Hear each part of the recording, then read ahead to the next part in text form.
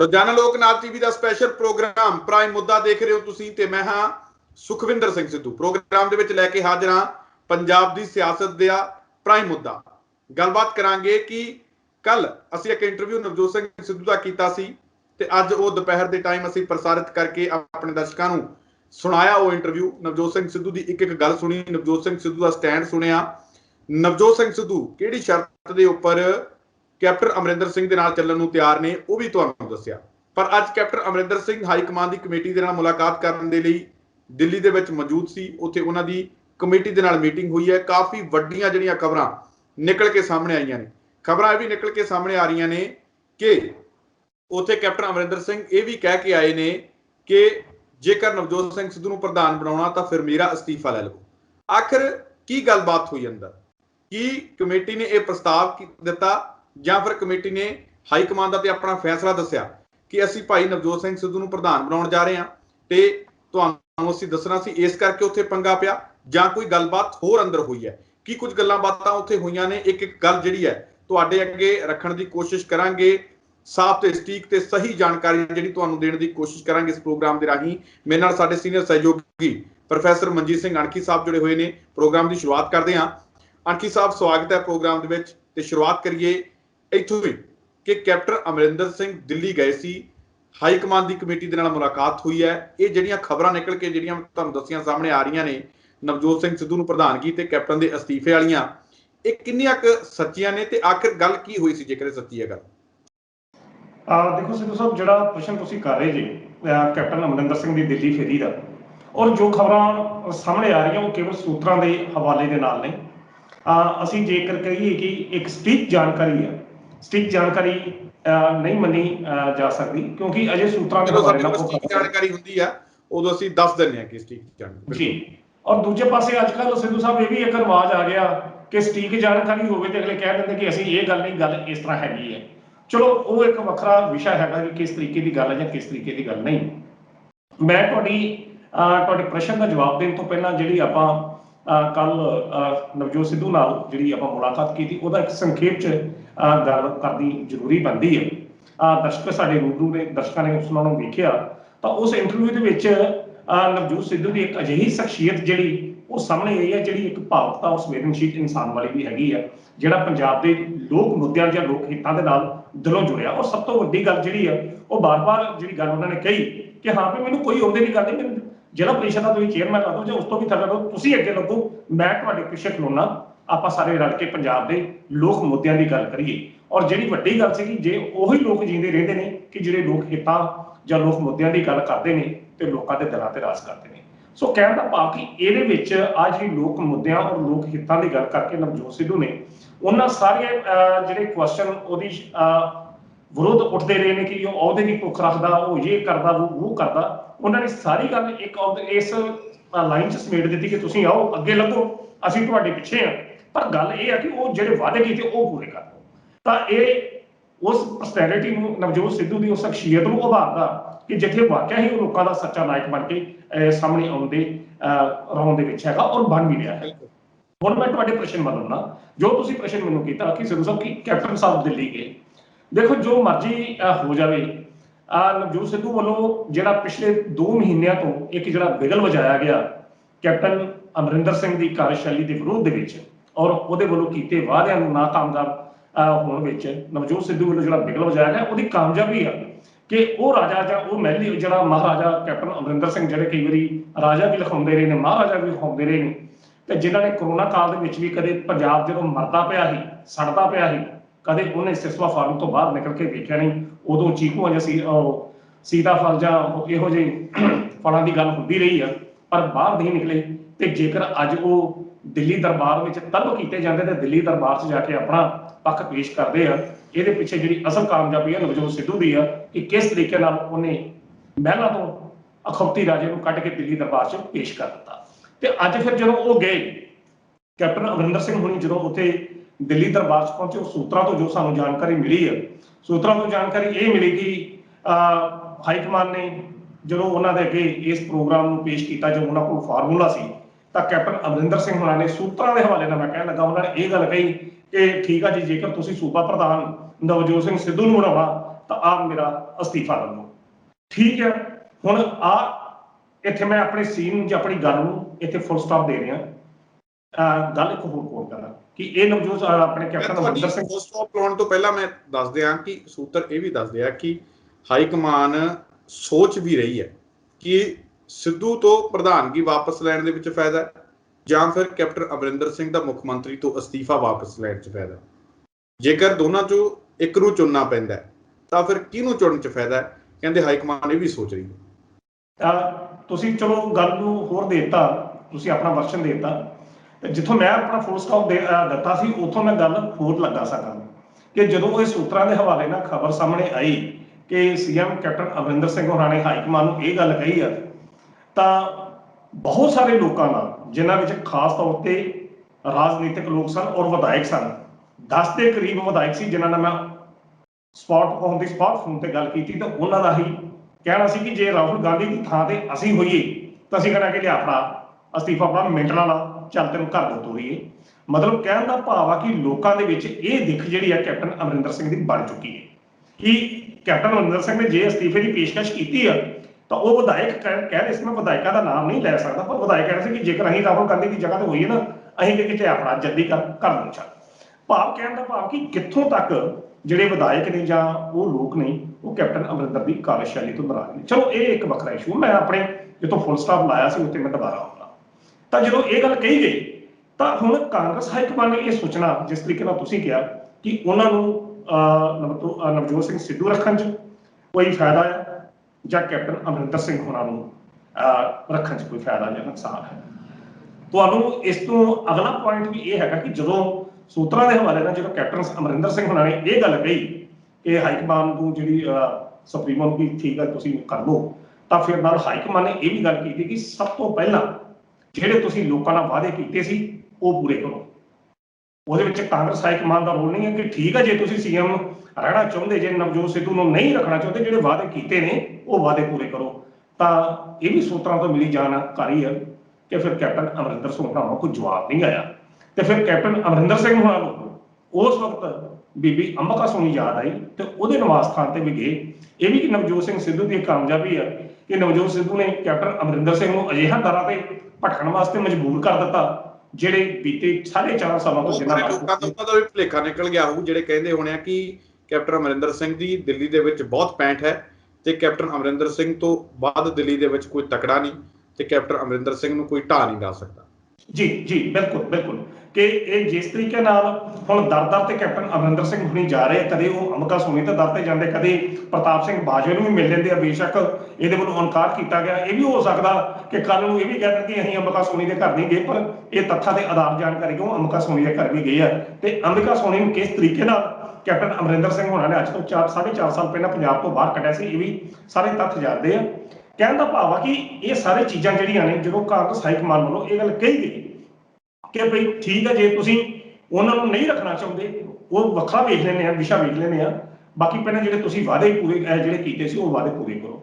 ਹੁਣ ਸਿੱਧੂ ਸਾਹਿਬ ਇਹਦੇ ਵਿੱਚ ਕੈਪਟਨ ਅਮਰਿੰਦਰ ਸਿੰਘ ਹੋਣੀ ਪਰ ਬੁਰੀ ਤਰ੍ਹਾਂ ਫਸਦੇ ਕਿਉਂਕਿ ਬਾਕੀ ਵਾਅਦੇ ਪੂਰੇ ਹੋਏ ਨਹੀਂ ਹੋਏ, ਟੱਠੇ ਖੂਹ 'ਚ ਪੈਣ। ਜਿਹੜਾ ਇੱਕ ਵਾਅਦਾ ਕੀਤਾ ਸੀ ਮੇਨ, ਕਿਹੜਾ ਵਾਅਦਾ ਕਿ ਬਈ ਬਹਿਬਲ ਕਲਾਂ ਤੇ ਗੋਲੀ ਕਾਂਡ ਦੇ ਦੋਸ਼ੀਆਂ ਨੂੰ ਫੜ ਕੇ ਮੈਂ ਅੰਦਰ ਡੱਕਾਂਗਾ।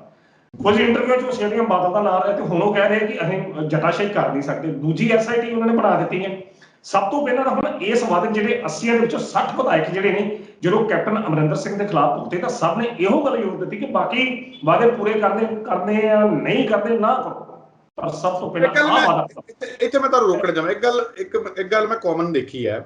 ਜਦੋਂ ਪਿਛਲੀ SIT ਬਣਾਈ ਸੀ ਤਾਂ ਉਦੋਂ ਕੁਮਰ ਵਿਜੇ ਪ੍ਰਤਾਪ ਜਦੋਂ ਬਾਦਲ ਦੀ ਪੁੱਛਗਿੱਛ ਕਰ ਲਈ, ਉਹਨਾਂ ਦੀ ਰਿਹਾਇਸ਼ ਤੇ ਗਏ, ਤਾਂ ਉਦੋਂ ਦੇ ਜਿਹੜੇ ਮੁਖੀ ਸੀਗੇ ਤਾਂ ਉਹ ਨਹੀਂ ਸੀ ਗਏ। ਤਾਂ ਉੱਥੇ ਫਿਰ ਰੌਲਾ ਰੱਪਾ ਪਿਆ ਕਿ ਭਾਈ ਇਹ ਇਕੱਲੇ ਕਿਵੇਂ ਆਏ, ਆਪਦੇ ਮੁਖੀ ਨੂੰ ਲੈ ਕੇ ਆਓ, ਤੁਸੀਂ ਤਾਂ ਥਰਡ ਲੈਵਲ ਦੇ ਅਫਸਰਾਂ ਕਮੇਟੀ ਦੇ ਵਿੱਚ। ਤਾਂ ਉਦੋਂ ਰੌਲਾ ਰੱਪਾ ਪਿਆ। ਤਾਂ ਦੁਬਾਰਾ ਇਹ ਗਲਤੀ ਇਹੋ ਜਿਹੀ ਨਹੀਂ ਸੀ ਹੋਣੀ ਚਾਹੀਦੀ। ਫਿਰ ਤੁਸੀਂ ਹੁਣ ਕਮੇਟੀ ਬਣਾਈ ਹੈ, ਕਮੇਟੀ ਦੇ ਵਿੱਚ ਤੁਸੀਂ 3 ਅਫਸਰ ਲਾਏ ਨੇ ਸੀਨੀਅਰ। ਜਦੋਂ ਉਹਨਾਂ ਨੇ ਇੰਨੇ ਅਹਿਮ ਮਾਮਲੇ ਦੇ ਵਿੱਚ ਜਿਹਦੇ ਕਰਕੇ ਸਰਕਾਰਾਂ ਬਣੀਆਂ ਤੇ ਜਿਹਦੇ ਕਰਕੇ ਸਰਕਾਰ ਢਹਿ ਵੀ ਸਕਦੀ ਹੈ, ਜਿਹੜੇ ਮਾਮਲੇ ਤੇ ਬੇਅਦਬੀ ਤੇ ਗੋਲੀकांड ਦੇ ਮਾਮਲੇ ਦੇ ਉੱਪਰ ਤੁਸੀਂ ਜਾਂਚ ਕਰ ਰਹੇ ਹੋ, ਸਪੈਸ਼ਲ ਉਹਦੀ ਕਮੇਟੀ ਬਣਾਈ ਹੈ। ਕਰੋੜਾਂ ਲੋਕਾਂ ਦੀਆਂ ਭਾਵਨਾਵਾਂ ਉਸ ਮੁੱਦੇ ਦੇ ਨਾਲ ਜੁੜੀਆਂ ਹੋਈਆਂ ਨੇ।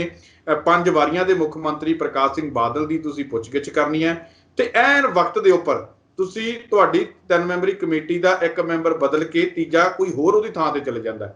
ਜਾਣਬੁੱਝ ਕੇ ਕੰਟਰੋਵਰਸੀ ਕ੍ਰੀਏਟ ਕਰਨ ਦੀ ਕੋਸ਼ਿਸ਼ ਹੈ, ਜਾਣਬੁੱਝ ਕੇ ਰੌਲਾ ਰੱਪਾ ਪਾਉਣ ਦੀ ਕੋਸ਼ਿਸ਼ ਹੈ, ਜਾਣਬੁੱਝ ਕੇ ਇਹ ਕੋਸ਼ਿਸ਼ ਕੀਤੀ ਜਾ ਰਹੀ ਹੈ ਕਿ ਜਿਹੜੀ ਜਾਂਚ ਚੱਲ ਰਹੀ ਉਹਦੇ ਵਿੱਚ ਅੜਿੱਕਾ ਹੋਵੇ।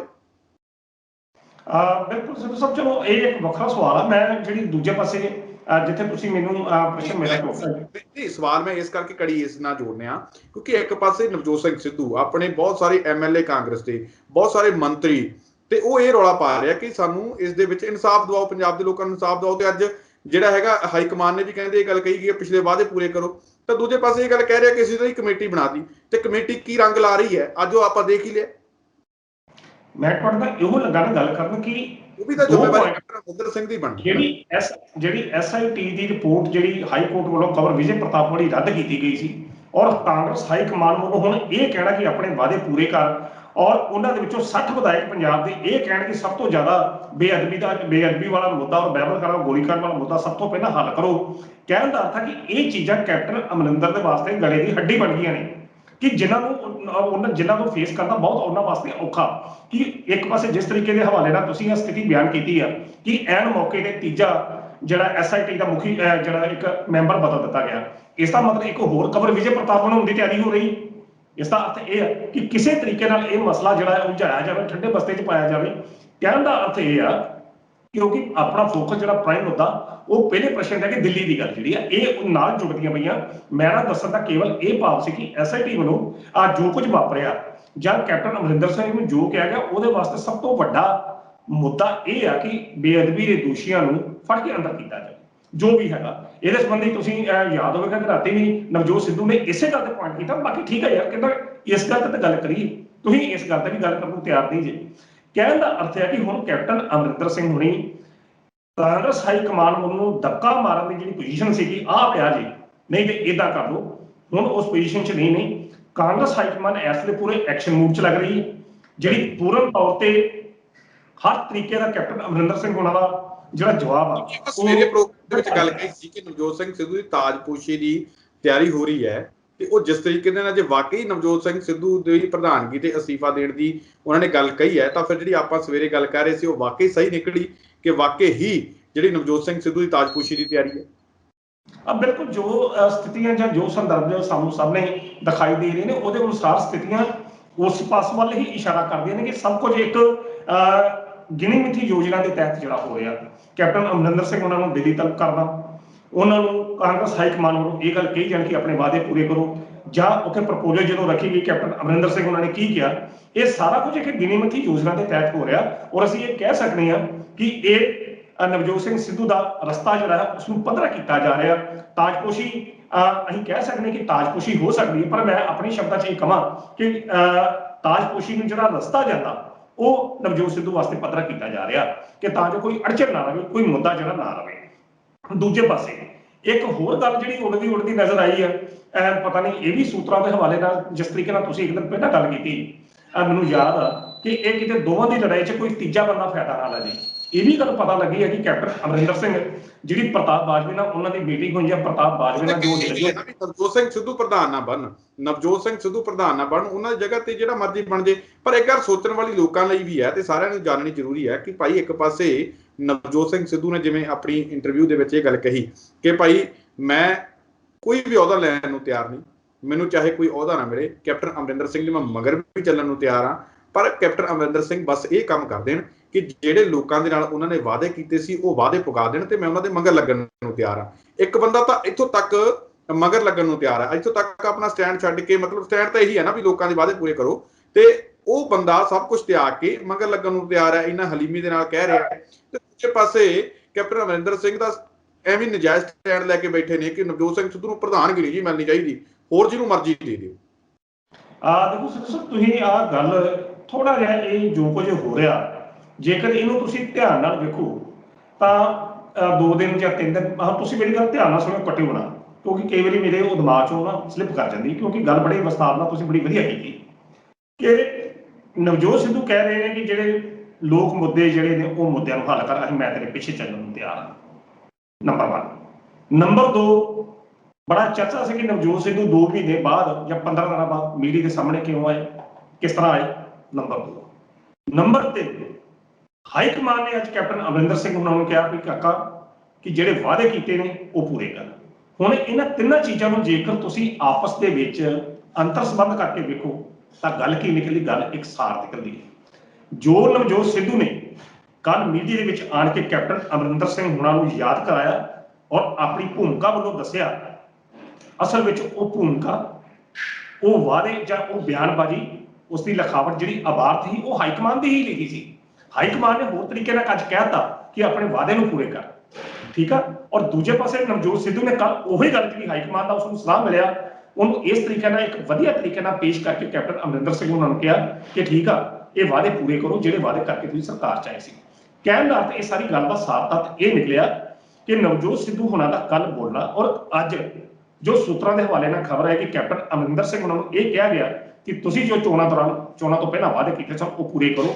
ਭਾਵ ਕੀ ਆ ਕਿ ਇਹ ਬਿਲਕੁਲ ਠੀਕ ਆ, ਇਹ ਸਭ ਕੁਝ ਜੋ ਹੋ ਰਿਹਾ ਕਾਂਗਰਸ ਹਾਈਕਮਾਨ ਦੀ ਮਰਜ਼ੀ ਦੇ ਨਾਲ ਹੋ ਰਿਹਾ ਔਰ ਕਾਂਗਰਸ ਹਾਈਕਮਾਨ ਨਵਜੋਤ ਸਿੱਧੂ ਦੀ ਤਾਜਪੋਸ਼ੀ ਵਾਸਤੇ ਪੂਰਨ ਤੌਰ ਤੇ ਤਤਪਰ ਆ ਕਿ ਔਰ ਸਾਰੇ ਰਸਤੇ ਜਿਹੜੇ ਨੇ ਉਹਦੇ ਵਾਸਤੇ ਸਾਫ਼ ਕੀਤੇ ਜਾ ਰਹੇ। ਜੋ ਇਹ ਸਾਰਾ ਸਿੱਟਾ ਨਿਕਲਦਾ, ਤੁਸੀਂ ਇਹਨਾਂ ਤਿੰਨਾਂ ਚੀਜ਼ਾਂ ਨੂੰ ਜਦੋਂ ਅੰਤਰ ਸੰਬੰਧ ਕਰਕੇ ਦੇਖੋਗੇ ਤਾਂ ਸਾਰ ਤੱਤ ਇੱਕ ਹੀ ਨਿਕਲਦਾ ਕਿ ਨਵਜੋਤ ਸਿੱਧੂ ਰਾਹੀਂ ਜੋ ਕੱਲ ਪ੍ਰੈਸ ਨੂੰ ਬਿਆਨ ਦਿੱਤੇ ਗਏ, ਅਸਲ ਵਿੱਚ ਉਹ ਮੀਡੀਆ ਦੇ ਵੱਲੋਂ ਹੀ, ਕਾਂਗਰਸ ਹਾਈਕਮਾਨ ਵੱਲੋਂ ਹੀ ਇੱਕ ਉਹਨੂੰ ਪ੍ਰੋਫਾਈਲ ਜਿਹੜਾ ਦਿੱਤਾ ਗਿਆ ਸੀ। ਔਰ ਸਭ ਤੋਂ ਵੱਡੀ ਗੱਲ ਜਿਹੜੀ ਨਵਜੋਤ ਸਿੱਧੂ ਨੇ ਇਹ ਗੱਲ ਕਹੀ ਕਿ ਠੀਕ ਹੈ ਯਾਰ, ਮੈਂ ਤਾਂ ਪਿੱਛੇ ਲੱਗਣ ਨੂੰ ਕਹਿ ਤੁਸੀਂ ਅੱਗੇ ਲੱਗੋ।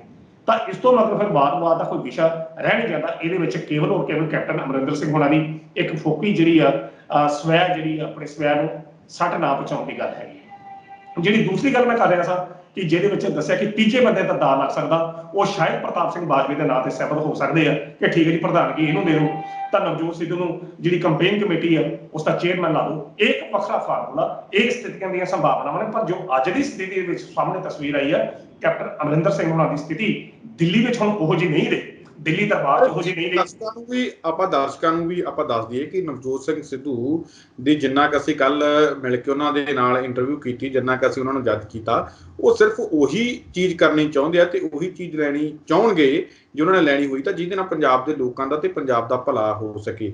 ਸਿਰਫ ਖਾਨਾ ਪੂਰਤੀ ਵਾਸਤੇ ਉਹਨਾਂ ਨੂੰ ਕੋਈ ਅਹੁਦਾ ਮਿਲੇ, ਮੈਨੂੰ ਨਹੀਂ ਲੱਗਦਾ ਕਿ ਜਿੰਨਾ ਕੁ ਆਪਾਂ ਉਹਨਾਂ ਨੂੰ ਮਿਲੇ ਆ ਕਿ ਉਸ ਖਾਨਾ ਪੂਰਤੀ ਦੇ ਲਈ ਕੋਈ ਅਹੁਦਾ ਲੈ ਲੈਣ। ਬਿਲਕੁਲ, ਕਿਉਂਕਿ ਉਹਨਾਂ ਦਾ ਜਿਹੜਾ ਸਪਸ਼ਟ ਸਟੈਂਡ ਆ, ਇਹ ਆਪਣੀ ਜੋ ਲੋਕਨਾਥ ਚੈਨਲ ਤੇ ਅਸੀਂ ਇੰਟਰਵਿਊ ਉਹਨਾਂ ਨੂੰ ਪ੍ਰਸਾਰਿਤ ਕੀਤਾ, ਉਹ ਬੜੀ ਖੁੱਲ੍ਹ ਕੇ ਜਦੋਂ ਉਹਨਾਂ ਨਾਲ ਰਸਮੀ ਔਰ ਗੈਰ ਰਸਮੀ ਜਦੋਂ ਗੱਲਾਂ ਹੋਈਆਂ ਤਾਂ ਉਹ ਉਹਨਾਂ ਦੇ ਮਨ ਦੇ ਵਿੱਚੋਂ, ਸੀਨੇ ਦੇ ਵਿੱਚੋਂ ਜਿਹੜਾ ਪੰਜਾਬ ਵਾਸੀਆਂ ਵਾਸਤੇ, ਪੰਜਾਬ ਵਾਸਤੇ ਜਿਹੜਾ ਦਰਦ ਆ, ਉਹ ਕਈ ਵਾਰੀ ਅਥਰੂਆਂ ਦੇ ਰੂਪ ਦੇ ਵਿੱਚ ਵੀ ਜਿਹੜਾ ਉਹ ਸਾਹਮਣੇ ਆਇਆ। ਕੋਈ ਸੀ ਗੱਲਬਾਤ ਕਰਦੇ, ਉਹ ਅਥਰੂਆਂ ਦੇ ਰੂਪ 'ਚ ਵੀ ਸਾਹਮਣੇ ਆਇਆ। ਤਾਂ ਜਿਸ ਕਾਰਨ ਖਾਨਾ ਪੂਰਤੀ, ਦੇਖੋ ਉਸ ਬੰਦੇ ਦਾ ਜਿਹੜਾ ਇਤਿਹਾਸ ਆ, 15 ਸਾਲ ਬੰਦਾ MP ਰਿਹਾ ਔਰ ਉਸ ਵਕਤ ਉਹਨੇ ਕਾਂਗਰਸ ਦੇ ਦਿੱਗਜ ਜਿਹੜਾ ਨੇਤਾ ਸੀ ਨਰਿੰਦਰ ਲਾਲ ਪਾਟੀਲ ਨੂੰ ਇਹੋ ਜਿਹੇ ਤਰੀਕੇ ਨਾਲ ਹਰਾਇਆ, ਜੋ ਕਾਂਗਰਸ ਦੇ ਉਹਨਾਂ ਦਿਨਾਂ ਦੀ ਮੈਂ ਗੱਲ ਕਰ ਰਿਹਾ ਜਦੋਂ ਕਾਂਗਰਸ BJP ਵੱਲੋਂ ਸੀ, ਔਰ 15 ਸਾਲ ਲਗਾਤਾਰ ਅੰਮ੍ਰਿਤਸਰ ਸ਼ਹਿਰ 'ਚ ਨੁਮਾਇੰਦਗੀ ਕਰਦੀ ਔਰ ਉਸ ਤੋਂ ਬਾਅਦ ਫਿਰ ਪੰਜਾਬ ਵਾਸਤੇ ਵਿੱਚ ਆ ਕੇ ਪੰਜਾਬ ਦੀ ਗੱਲ ਕਰਨਾ ਬੜੇ ਮਾਇਨੇ ਰਖਾਉਂਦਾ ਆ। ਸੋ ਇਹ ਬੰਦੇ ਦਾ ਤੁਸੀਂ ਇਹ ਕੇਵਲ ਰਾਜਨੀਤਿਕ ਪੱਧਰ ਤੇ ਤੁਸੀਂ ਕਿਸੇ ਨੂੰ ਨੀਵਾਂ ਵਿਖਾਉਣ ਕਰਕੇ ਇਹੋ ਜਿਹੀਆਂ ਕਹਾਣੀਆਂ ਕਰੀ ਜਾਓ, ਉਹ ਇੱਕ ਵੱਖਰਾ ਵਿਸ਼ਾ, ਉਹ ਰਾਜਨੀਤੀ ਜੀਵਨ 'ਚ ਚੱਲਦਾ ਹੈਗਾ। ਬਾਕੀ ਨਵਜੋਤ ਸਿੱਧੂ ਦੀ ਜਿਹੜੀ ਹੁਣ ਸ਼ਖਸੀਅਤ ਆ, ਉਹ ਸ਼ਖਸੀਅਤ ਉਹਨਾਂ ਦਾਇਰਿਆਂ ਤੋਂ ਬਾਹਰ ਆ, ਉਹਨਾਂ ਚੱਕਰਾਂ ਤੋਂ ਬਾਹਰ ਹੈ ਕਿ ਜਦੋਂ ਤੁਸੀਂ ਉਹਦੇ ਤੋਂ ਝੂਠੇ ਇਲਜ਼ਾਮ ਲਾ ਕੇ ਜਾਂ ਝੂਠੇ ਐਲੀਗੇਸ਼ਨ ਲਾ ਕੇ ਇਹੋ ਜਿਹੀਆਂ ਚੀਜ਼ਾਂ ਲਾ ਕੇ ਤੁਸੀਂ ਉਹਦੀ ਸ਼ਖਸੀਅਤ ਨੂੰ, ਉਸ ਦੇ ਕੱਦ ਨੂੰ ਬੌਣਾ ਕਰੋਗੇ। ਹੁਣ ਬੌਣਾ ਨਹੀਂ ਹੋ ਸਕਦਾ ਕਿਉਂਕਿ ਲੋਕਾਂ ਦੀ ਨਜ਼ਰ ਦੇ ਵਿੱਚ ਇਸ ਵਕਤ ਪੰਜਾਬ ਦੇ ਅੰਦਰ ਜੇ ਲੀਡਰਾਂ ਦੀ ਗਿਣਤੀ ਕੀਤੀ ਜਾਵੇ ਤੇ ਜਿਹੜੇ ਅੱਜ ਦੇ ਸਮੇਂ ਦੇ ਹਾਂ ਦੇ ਲੀਡਰ ਨੇ ਕੇਵਲ 2 ਜਾਂ 3 ਬੰਦੇ ਨੇ ਵੱਖ-ਵੱਖ ਪਾਰਟੀਆਂ ਦੇ, ਜਿਨ੍ਹਾਂ ਦੇ ਵਿੱਚੋਂ ਇੱਕ ਲੀਡਰ ਸਭ ਤੋਂ ਨੰਬਰ 1 ਤੇ ਨਵਜੋਤ ਸਿੰਘ ਸਿੱਧੂ, ਦੂਜੇ ਪਾਸੇ ਸ਼੍ਰੋਮਣੀ ਅਕਾਲੀ ਦਲ ਬਾਦਲ ਦੇ ਸੁਖਬੀਰ ਸਿੰਘ ਬਾਦਲ ਹੋ ਸਕਦੇ ਆ, ਹੋਰ ਤੀਜਾ ਬੰਦਾ ਕਿਸੇ ਵੀ ਪਾਰਟੀ ਦਾ ਮੈਨੂੰ ਕੋਈ ਦੱਸ ਦਿਓ ਕਿ ਇਹਨਾਂ ਦੋਵਾਂ ਦੇ ਕੱਦ ਦਾ ਬਰਾਬਰ ਹੋਵੇ। ਸੁਖਬੀਰ ਬਾਦਲ ਵੀ ਇਸ ਕਰਕੇ ਹਨ ਕਿ ਕਿਉਂਕਿ ਉਹਨਾਂ ਨੂੰ ਜਿਹੜੀ ਵਿਰਸੇ ਵਿੱਚ ਮਿਲੀ ਹੈ, ਸ਼ਾਇਦ ਉਹ ਪ੍ਰਕਾਸ਼ ਸਿੰਘ ਬਾਦਲ ਬੇਟੇ ਆ, ਇਹ ਤੋਂ ਬਾਅਦ ਕੋਈ।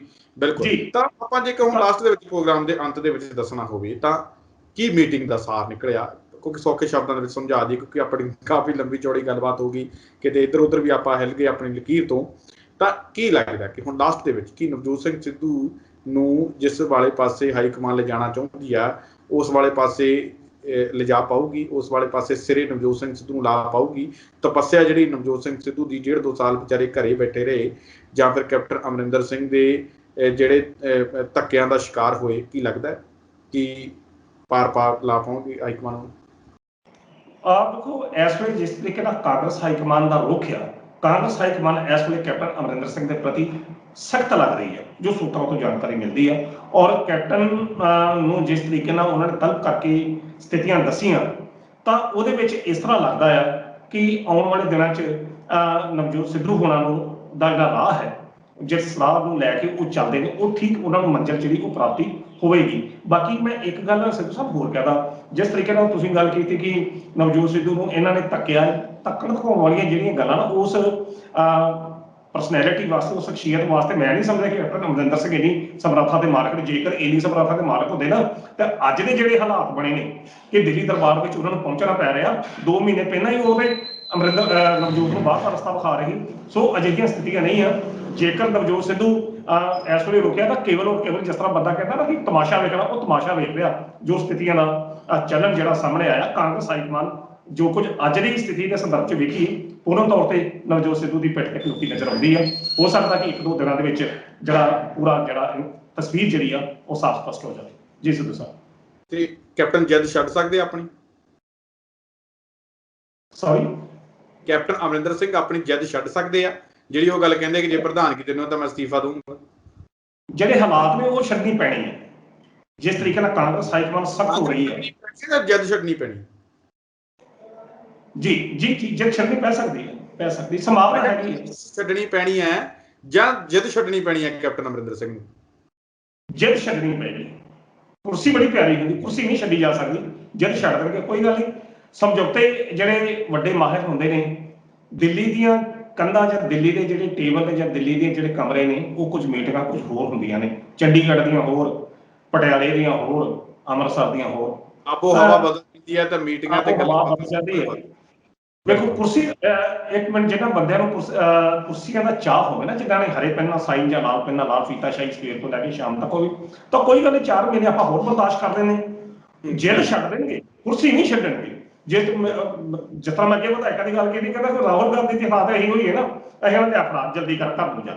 ਭਾਵ ਕਿ ਇੰਨੇ ਲੋਕ ਉਹਦੇ ਤੋਂ ਫਰਸਟ੍ਰੇਟ ਨੇ, ਇੰਨੇ ਅਸੰਤੁਸ਼ਟ ਨੇ। ਬਾਕੀ ਅਮਰਿੰਦਰ ਸਿੰਘ ਹੁਣ ਜਿੱਦ ਛੱਡਣ ਦੀ ਸੰਭਾਵਨਾ ਤਾਂ ਹੈਗੀ ਆ। ਬਾਕੀ ਸਮੇਂ ਦੇ ਗਰਭ 'ਚ ਬਹੁਤ ਕੁਝ ਪਿਆ ਹੁੰਦਾ, ਪਤਾ ਨਹੀਂ। ਸਿਆਣੇ ਕਹਿੰਦੇ ਨਾ ਕਿ ਜਿਸ ਤਰ੍ਹਾਂ ਸਵੇਰੇ, ਚਲੋ ਸਿਆਣਿਆਂ ਦੀ ਗੱਲ ਨਹੀਂ ਕਰਦੇ, ਜਿਸ ਤਰ੍ਹਾਂ ਅਸੀਂ ਅਰਦਾਸ 'ਚ ਕਹਿੰਦੇ ਹਾਂ ਕਿ ਮਤਲਬ ਸਮੱਤ ਬਖਸ਼ਣੀ, ਤਾਂ ਪਰਮਾਤਮਾ ਜੇਕਰ ਪੰਜਾਬ ਦੇ ਭਲੇ ਵਾਸਤੇ ਸਮੱਤ ਉਹ ਬਖਸ਼ਣ। ਸਮੱਤ ਸਾਰੇ ਬੰਦੇ ਨੂੰ ਮੰਗਦਾ, ਬੰਦਾ ਵਿਵੇਕਦਾਨ, ਵਸਾਹਦਾਨ, ਭਰੋਸਾਦਾਨ, ਦਾਨਾ ਸਰਦਾਨ, ਚਲੋ ਉਹਦਾ ਵਿਸ਼ਾ ਹੈ। ਬੰਦਾ ਵਸਾਹਦਾਨ ਉਹਨਾਂ ਨੂੰ ਬਖਸ਼ੇ, ਸਮੱਤ ਬਖਸ਼ੇ, ਤਾਂ ਸ਼ਾਇਦ ਪੰਜਾਬ ਦਾ ਕੁਝ ਭਲਾ ਹੋ ਸਕੇ। ਬਾਕੀ ਆਉਣ ਵਾਲਾ ਸਮਾਂ ਦੱਸੇਗਾ। ਜੀ ਸਿੱਧੂ ਸਾਹਿਬ। ਕਾਨਕੀ ਸਾਹਿਬ, ਤੁਸੀਂ ਸਾਡੇ ਨਾਲ ਇਸ ਪ੍ਰੋਗਰਾਮ ਦੇ ਵਿੱਚ ਜੁੜੇ, ਅਹਿਮ ਮੁੱਦਿਆਂ ਦੇ ਉੱਪਰ ਗੱਲਬਾਤ ਕੀਤੀ, ਤੁਹਾਡਾ ਬਹੁਤ ਬਹੁਤ ਧੰਨਵਾਦ। ਧੰਨਵਾਦ ਜੀ। ਤਾਂ ਇਹ ਸਨ ਪ੍ਰੋਫੈਸਰ ਮਨਜੀਤ ਸਿੰਘ ਅਣਖੀ ਸਾਹਿਬ, ਜਿਨ੍ਹਾਂ ਦੇ ਵੱਲੋਂ ਇਸ ਅਹਿਮ ਮੁੱਦੇ ਦੇ ਉੱਪਰ ਸਾਡੇ ਨਾਲ ਗੱਲਬਾਤ ਕਰਕੇ ਆਪਣੇ ਕੀਮਤੀ ਵਿਚਾਰ ਸਾਡੇ ਨਾਲ ਸਾਂਝੇ ਕੀਤੇ ਗਏ। ਉਮੀਦ ਕਰਦੇ ਹਾਂ ਕਿ ਅਣਖੀ ਸਾਹਿਬ ਹੋਣਾ ਦੇ ਵਿਚਾਰ ਜਿਹੜੇ ਆ ਤੁਹਾਨੂੰ ਜ਼ਰੂਰ ਪਸੰਦ ਆਏ ਹੋਣਗੇ। ਦੁਬਾਰਾ ਫਿਰ ਮਿਲਾਂਗੇ ਇਸ ਪ੍ਰੋਗਰਾਮ ਵਿੱਚ, ਤਦ ਤੱਕ ਦਿਓ ਇਜਾਜ਼ਤ। ਧੰਨਵਾਦ।